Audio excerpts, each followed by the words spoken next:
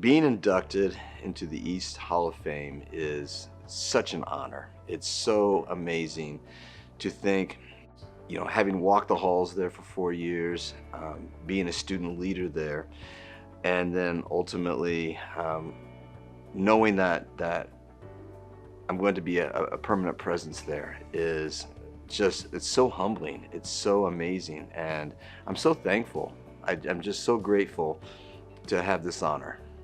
I have the opportunity to hold leadership positions. And I've always had leadership positions. If you go back and look in the old yearbooks, I was sophomore class president, junior class president. I was on student council, student government, all 4 of my years. But then it was my senior year that I was student body president. And that experience, having just the ability to make decisions around homecoming, around just things that impacted the student body, it was an amazing experience. And it's one of the first leadership experiences that I had that I really believe transformed me into having the confidence, having the ability to make decisions. When we were planning homecoming, that's the big thing that student councils do. I remember going up and talking to Walt Kennedy, who was the student council sponsor, and he would just have a checklist and just want to make sure things were being done. And every time I went up there, did you get this done? Yep. Did you get this done? Yep. Did you get this done? Yep. And the weekend of homecoming and all of the things that had to be done, from blowing up balloons in the wrestling room at 7:30 that Friday morning to planning the homecoming assembly, being in the homecoming assembly, had a cross-country meet that day, actually leading the car rally from Grandview Park to the stadium, getting to the stadium, making sure that the golf carts got delivered to move the homecoming court around the track, just making sure all those little details were done after the game, going back to Matt Rognus's house and making the wall signs, getting up the next morning and getting them put up at school.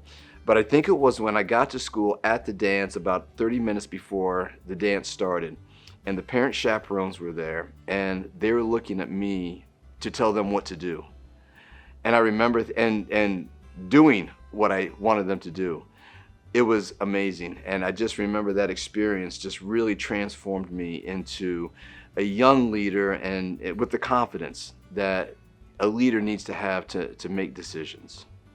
I think one of the best ones, it was part of student council, part of student government, planning the mixers that we would do and making sure that we were so excited. We wanted to have a true club experience for the students. We wanted them to really have fun at the mixers, and we went out and got lights and strobe lights and sirens and the newest music, and we had a stage set up. That was a lot of fun, but I think it was just the friendships that I made there, and all the, running track and cross country and playing basketball and football my freshman year. There were so many positive things, not one negative thing. So, we have 2 mottos on the East Side, for the service of humanity. That's truly the East High motto. But the one I seem to attach to the most is Lee Township against the world. And whenever I run into an East Sider, wherever I am, it's always Lee Township. And it's a bond. It's an identifier that we are the ultimate underdogs. Growing up on the East Side, as an African American kid, there are so many stereotypes that we're already fighting as East Siders. That people think that it's dangerous on the East Side, and bad things happen on the East Side. I mean, bad things happen everywhere. But for some reason, this idea that the East Side is more of a dangerous place, just growing up in that and knowing what people thought, it was nonsense and frustrating. But again, it developed this sense of, I don't care what you think about us, we're still gonna rise. We're still from the East Side, you know, East Side. It's just, it's in your blood. It's who we are. It's part of my core. It really, truly is. Whenever I have a chance to, whenever we have an event over like maybe a Southeast Polk where I have to supervise, I always drive through the East Side on the way home. Whenever I have an opportunity, I always drive through the neighborhood and go by all my friends' houses and just reconnect. This has more to do with just education, but being an educator and working with kids and knowing the challenges that they face. Now, first of all, the kids that are in schools today are so different than the experience that I had when I was in high school.